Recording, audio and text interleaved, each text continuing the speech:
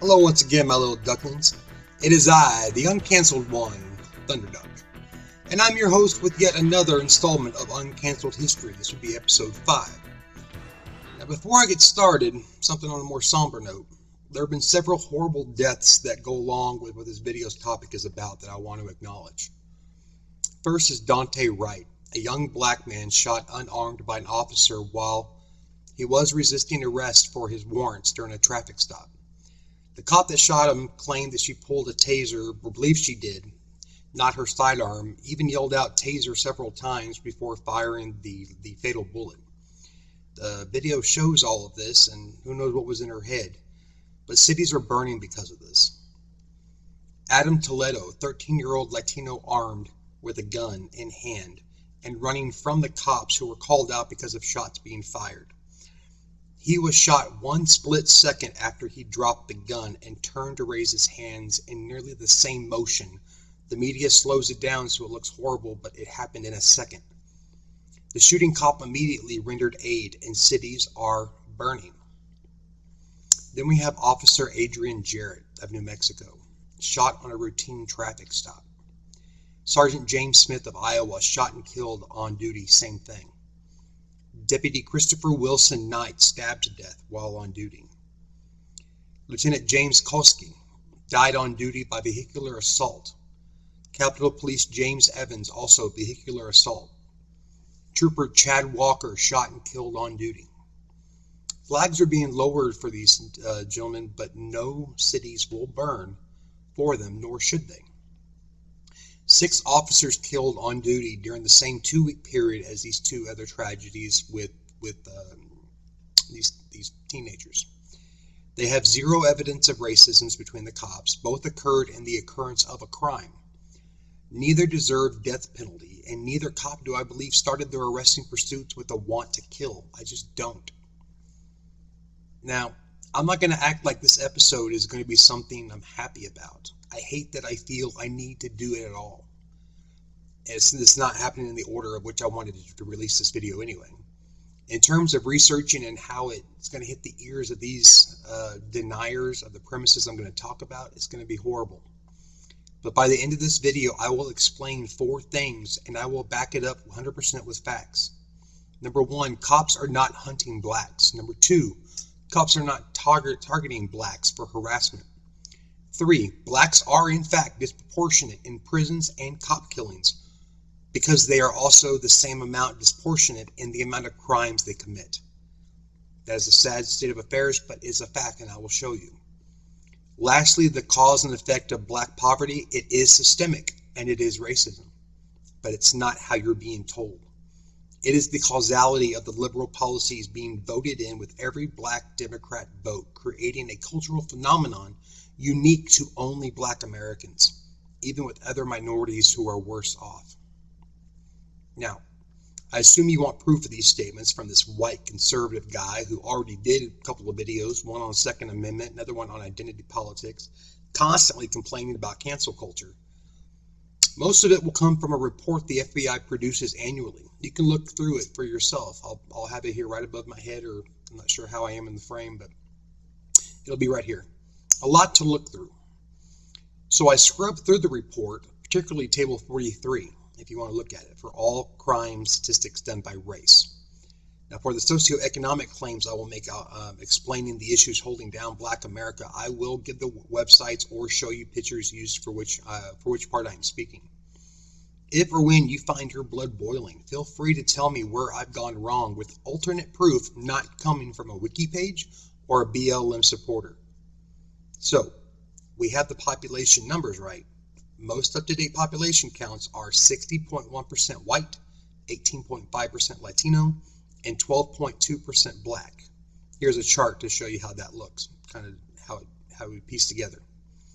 To quickly debunk white supremacy in terms of crime, which the media is saying is our #1 existential threat in America right now. 15.3% of crimes against whites were done by blacks, totaling about 550,000 crimes. White crimes against blacks are only 10.6 of their total crimes, and it's less than 60,000. That is 9 times less crimes for whites against blacks, while being 5 times the population. This doesn't support a racist white America, as more per capita crimes come by way of black on white by nearly twice the rate. But today, let's focus on cops. So number one, cops are not hunting black people. How dare I say that? Well, let's see. Depending on the day and holidays, there are about 700,000 officers on the streets every day, 7 days a week, 365 a year. So let's do a little math. 700,000 a day times 7 days a week is 4.9 million weekly police shifts to be worked coast to coast, not counting the citizens they will come across throughout their day, just officer days worked. 4.9 million times 52 weeks is 254,800,000. But I'm going to call that 255 million shifts per year. Even numbers are nice to work with. Okay, so just bear with me on this one. Now, how many black people were killed by police? Well, if I watch the news, 100 a day, or if I listen to celebrities like an idiot named LeBron James, in truth, the high count in the last 6 years was 279, and that was in 2016. The last year of Obama and his war on the police, while the low was 258 under Trump in 2018, but still only 21 apart, so it's rather consistent year after year. But that makes the odds of a black person being killed by a cop in any given shift using the high of 279 at 0.000001, or one death in 914,000 police shifts. That can't be right. With all these bad cops I'm told about, what about the media narratives about the unarmed blacks, right? You know, they're dying in the streets. LeBron says he can't go outside, being gunned down by racist cops. Yeah, it's just not happening, LeBron. It's starting to sound like a Karen. Same time period has the low of 13 and high of 23 unarmed blacks being killed. Using 23, odds are one unarmed black killed in 11.1 million shifts. Unarmed whites ranged from 24 to 37 kills in that same time period. On average, yearly, 1.5 are innocently shot while not involved in a crime, like a Breonna Taylor caught in the crossfire of another crime. Per BLM and the radical woke left, cops must be defunded now and abolished because you can't reform this level of racism. This is what we keep hearing. Really? This level of racism? Are we going with the idea that cops are racist, but they're goddamn lazy, too busy with donuts to kill just a little more frequently to make it seem, but really wish they could? In fact, in 2020, 264 cops were killed in the line of duty, with over 91,000 assaults on police, or about 13% of the 700,000 cops. Last summer of love and the riots after George Floyd's tragic death created an increase from the prior 5-year average of 58,000 assaults, or 8% of police, and 54 deaths of cops, a 5 times increase in the deaths of cops over this hunting black narrative with George Floyd. So now someone's blood is definitely boiling and screaming at the screen, yeah, but Thunderduck, you're not including harassment and excessive force on blacks. Yeah, because that's the next one, and I'll have gifts for you during this part of the conversation. Number 2, blacks are not being targeted for harassment. The high point of complaints was in 2018 with nearly 26,000 complaints coast to coast from all races, not blacks, not just blacks. But I'm going to do you a great favor.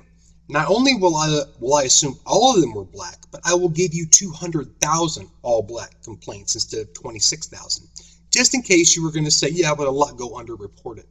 And I'm sure they do, so 200,000, there you go, gift number 1.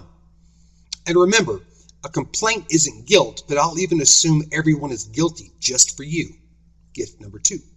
So 200,000 hypothetical complaints is 1 in 1,275 shifts, or 1 in 4 years per officer. Think about that. 26,000 is the real number, and it's 1 in 9,807 shifts worked, or 1 in 27 years per officer. And remember, these are not all black. If I give you a gift number 3 worth 1 million black complaints that are guilty, that would be systemic racism, right? I mean, 1 million is a metric shit ton. No, you literally would need 2.5 million guilty black complaints just to hit 1 out of 100 shifts, 1%, having harassment or excessive force, and that would be 3 a year per cop. Also, interesting fact I forgot is only a quarter of officers ever fire their gun on duty in an average of a 15-year career. But we are forgetting something else. As I said, these are just shifts, not the number of people that the cops are coming in contact with, which is going to make this much less impressive. When you have to figure out the odds of multiple daily contacts, let's be conservative and say police officers in an 8-hour shift will just come in random contact with 10 people, be that through traffic stops, house calls, or if they're actually out there hunting down black people just to beat them up or kill them like we're told. Every number I've given you so far is now times 10. One black death by cop is now 1 per 9 million contacts. One unarmed black death is now 1 per 111 million contacts. 255 million shifts have 2.5 billion contacts. Those 26,000 complaints that came in out of 2.5 billion contacts, you would need 25 million guilty black complaints to be at 1%. Sorry for taking all those gifts and just flushing them down the damn toilet, but I'm generous and I'll give you one more if you want it. It has a cost to it. I'll say that even though blacks are 12% of the population and these racist cops have white calls they have to go to too, I'll say only 10% of the contacts were black contacts. Well, that brings us back to the original number, right? Divided by 10. So that would be back to being equal with the shifts. But if you want to argue that cops focus 60% of their time on blacks, you hurt your case by decreasing that horribly astronomically low odds back to over 5.4 million contacts to kill a black person. Do you see it? I know I said a lot in a short period of time, and this video goes long. I'm going to tell you it's about 40 minutes. But do you see it? The facts don't lie. There just is not a case to say cops are needing to be defunded, or they are systemic in racism, or they're out there hunting black Americans for goddamn sport. It is a liberal myth and a media propaganda pushed right now, even by BLM. And if you still think after this video and you verify all these facts, like I know you will because you're going to do your homework, if cops to you are anything but selfless heroes, you are in denial and blissful ignorance. Number 3, why are blacks disproportionate in prison populations and in police shootings? Scientific facts are things like what goes up must come down, right? Cause and effect, equal and opposite reactions. These are scientific terms I think we all understand and can get behind. If you eat more fat, high calories, and carbs than your body index requires or allows, you gain excessive weight. I know about this. And if you keep doing it, you will no longer look proportionate. Think of your dating site of choice where the profile requires their date to be a height-weight proportionate, or HWP if you didn't know what that meant. So we can agree before the numbers come out, we agree that too much of a bad thing, like cake or crime, will make things disproportionate, right? Great. Well, let's go through these numbers. Again, 2009 FBI crime report, UCR, table 43. Blacks were 12.2% of the population in America, and whites are 60.1%. Here is the chart again, so you can see what that looks like. 5 whites to every 1 black person, and about 1 in 8 Americans are black. So why is 12 to 13% of the population representing 38% of prison populations? CNN will ask, answering racism. And how are blacks shot by cops 3 times more than whites when the numbers are 279 are black and 532 were white last year? Asks the redneck. Do these charts contradict each other? Looks like it, but no. Whites got shot more often, right? I just said it, 532 to 279. But no, 12 whites in a million were shot, while 30 blacks in a million were shot, making BLM and the woke mob correct when they say the blacks are disproportionately shot. They are shot 3 times as much as whites. So why is this happening if I say cops are not racist and systemic racism isn't causing this? In short, blacks are eating the cake. High saturated crime carbs, 3 times more than whites. They are gaining their excess weight by eating more than their population index in crime, and it's astounding. Now, before someone says I'm calling black people super predators like Joe Biden did back in the 90s trying to push his crime bill, or thinks I'm about to lay everything at the feet of Black America, I'm not. But everything I'm about to say is 100% indisputable fact. You have to absorb it, soak it in, live it, understand it. Looking at the 2019 FBI crime report, sadly, and I take no pleasure saying this, but blacks are committing 51.2% of all U.S. murders. 1 in 8 Americans, 12% of the population, holds half of American murders. That is 4.2 times their population. They commit 52.7% of all robberies, which is 4.3 times their population. 33.2% of assaults at 2.7 times population. 26.6% of rapes at 2.2 times population. 36.4% of all violent crimes in America are done by Black Americans, which is right at, do the math, 3 times their national population, creating this causality, a cause and effect, that Black Americans are in fact likely to be shot 3 times more often as whites as a population. It isn't police targeting them.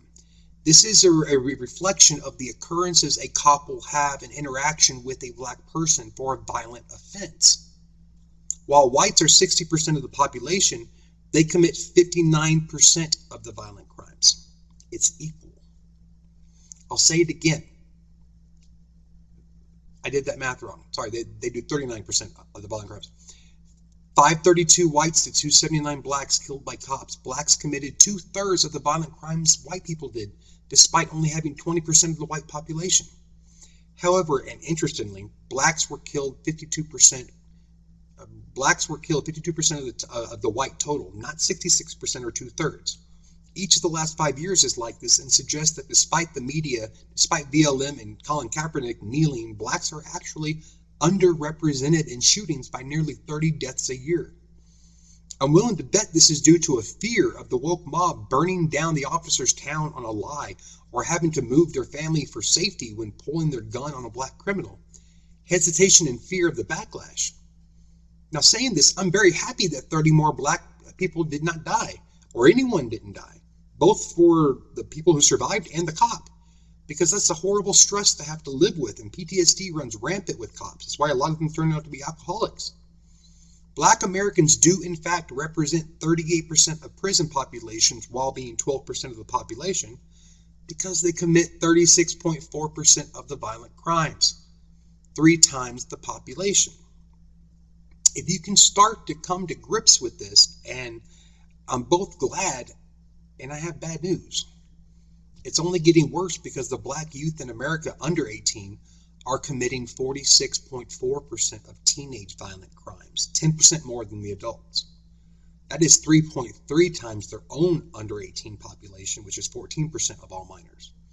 But that counts infants to 17. Juvenile detention is at lowest 12 to 17. So if I just say 1/3 of the under 18s are old enough to commit crimes, then it's 10 times their population in crime for black teens.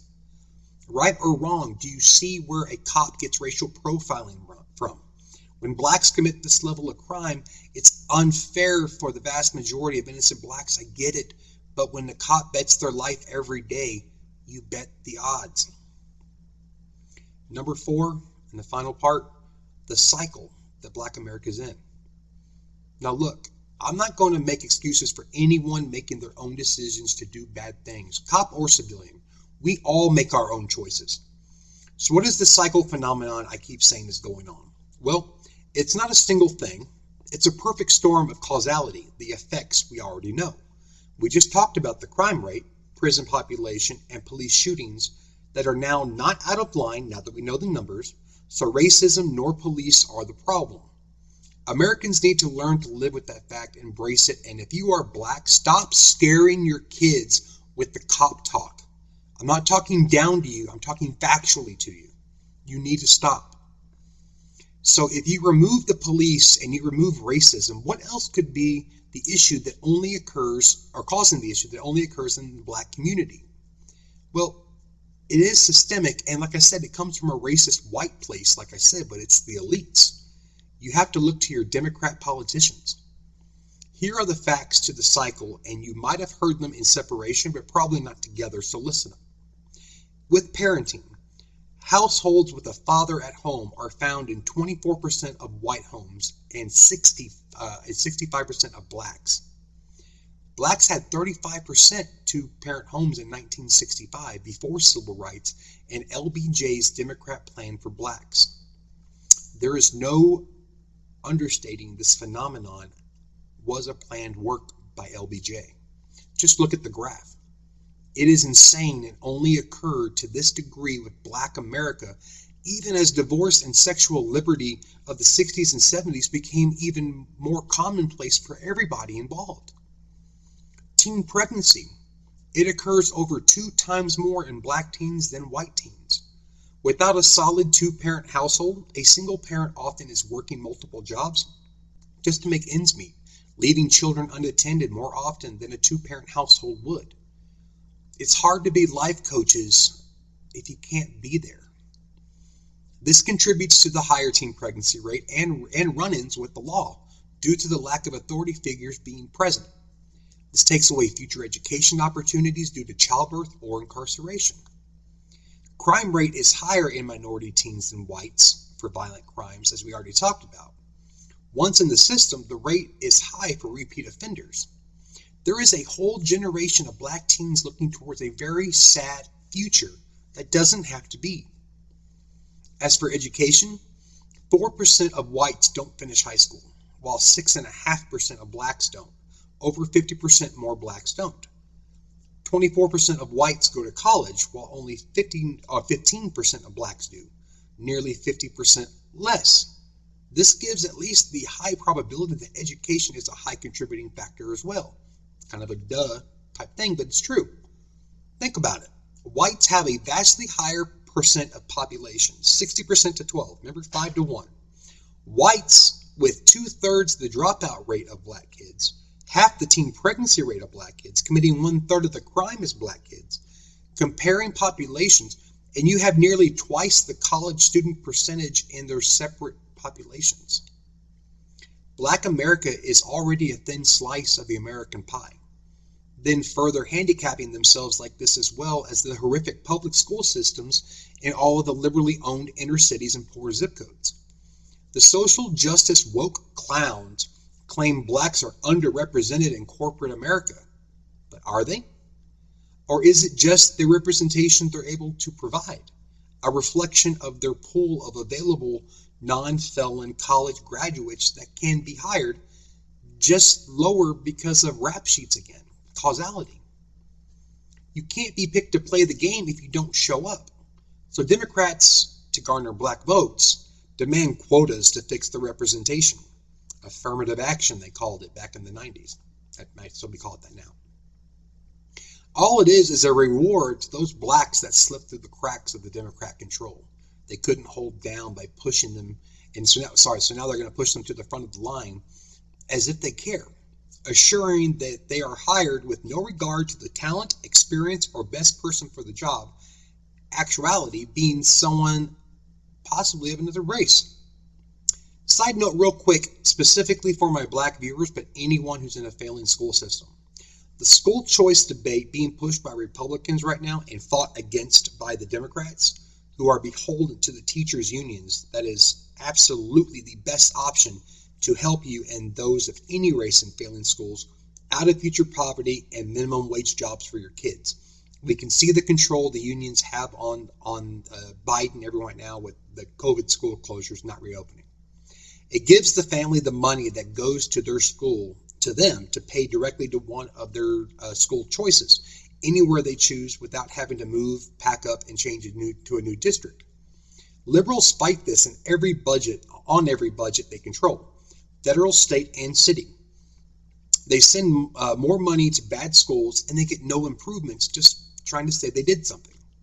This is exactly the same thing they do with their mismanagement of funds to fight homelessness. Just look at the top 20 homeless cities. They're all liberal.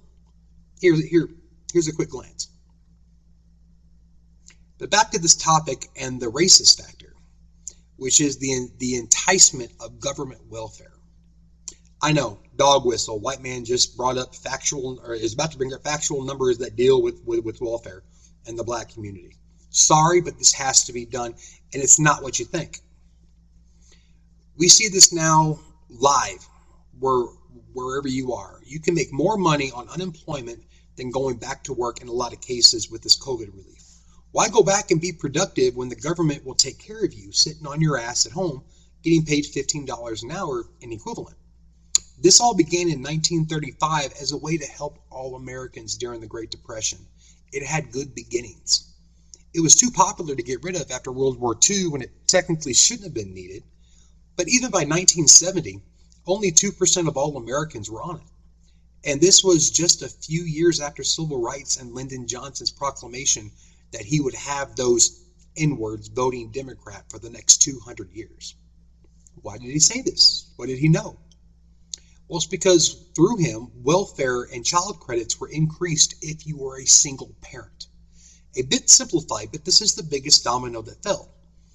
BLM also pushes breaking up the family unit for the same reason, using welfare as an odd form of reparations to get tax money in free without having to work for it. By 1980, 10 years later, the number of Americans on welfare tripled to 6% after maintaining 2% for 35 years.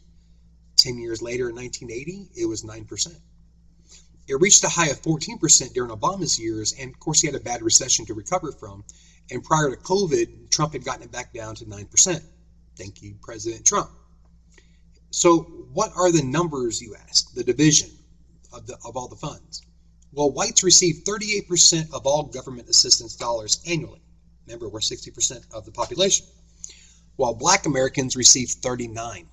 Fairly equal division, right?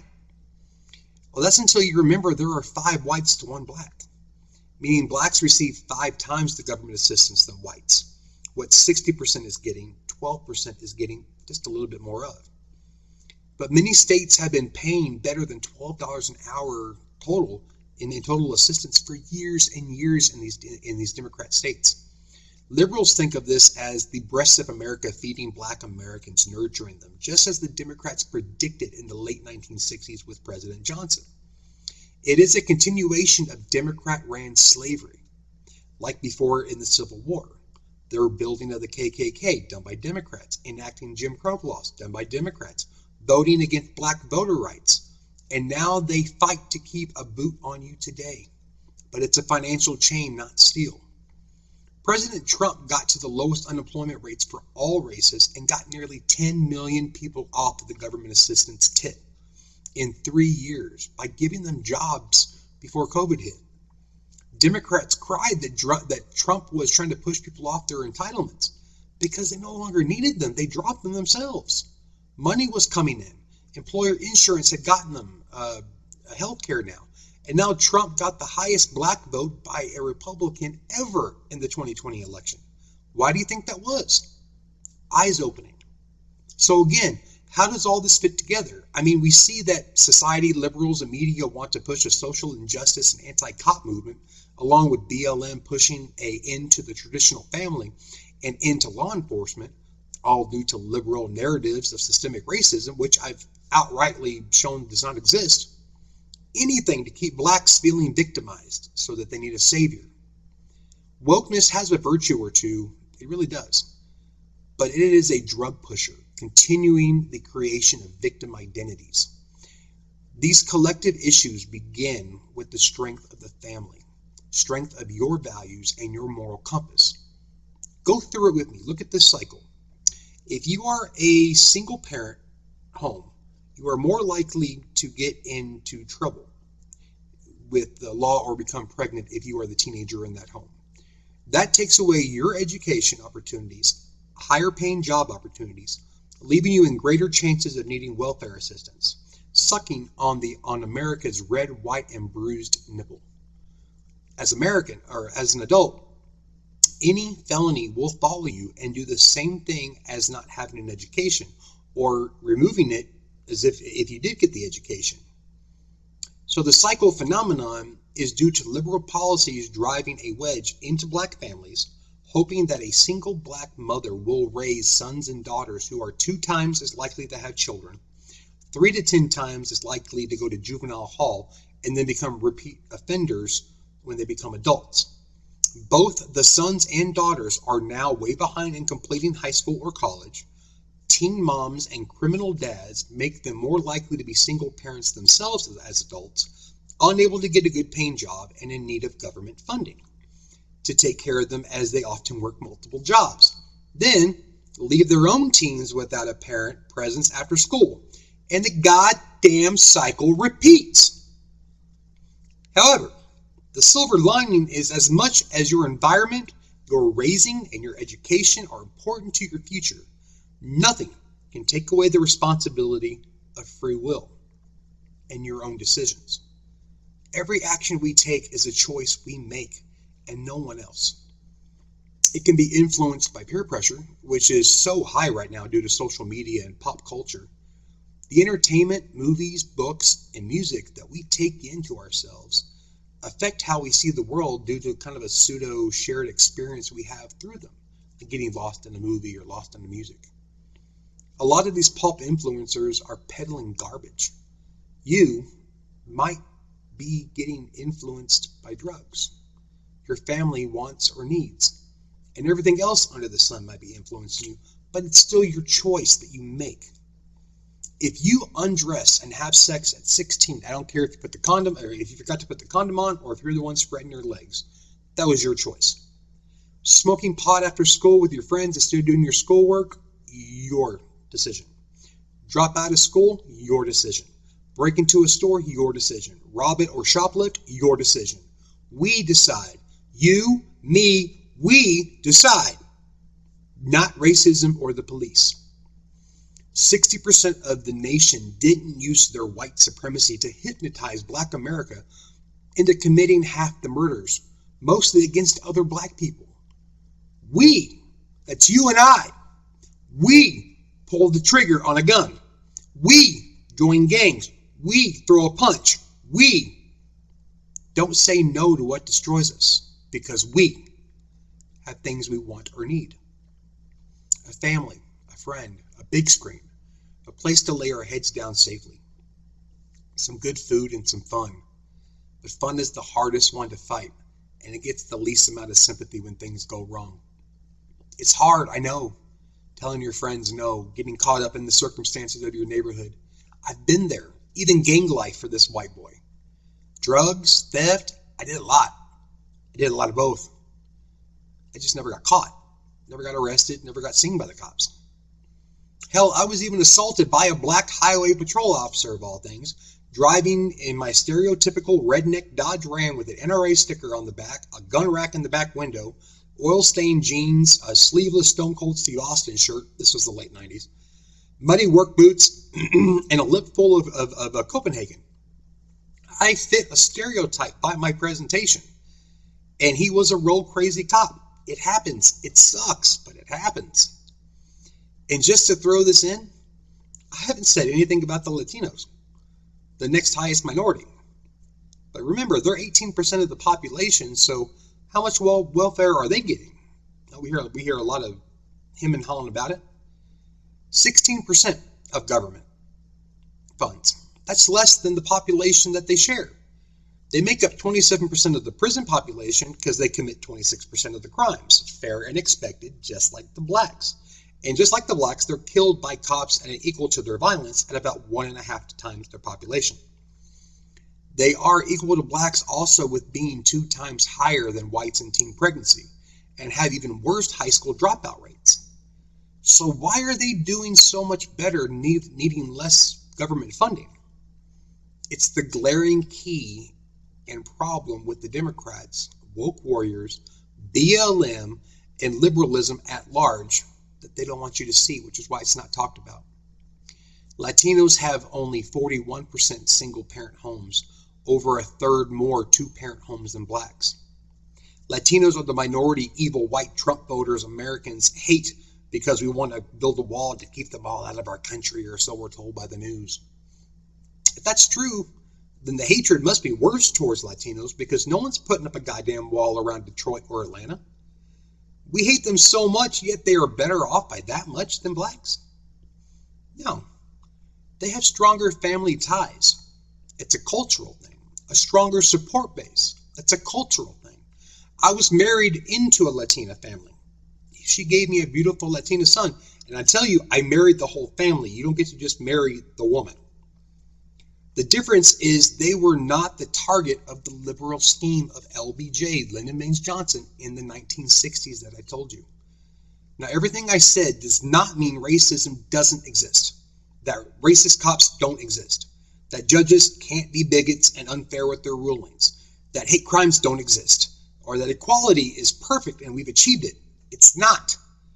I have ignorant bigots in my family sprinkled in as much as I'm sure you do. But this video isn't trying to say these things don't exist. They absolutely do. But it's in small fractions and pockets of society, not creating this big scary country. Hell, look at the people of color trying to get in here by the millions from all over the globe. We will never achieve perfection. No country ever has. But we are trying, and we are not an inherently racist population. BLM is a lie. Being woke is a failed identity. We are all just trying to make a life. Most of us can peacefully talk to our neighbors and strangers in public without hate or conflict.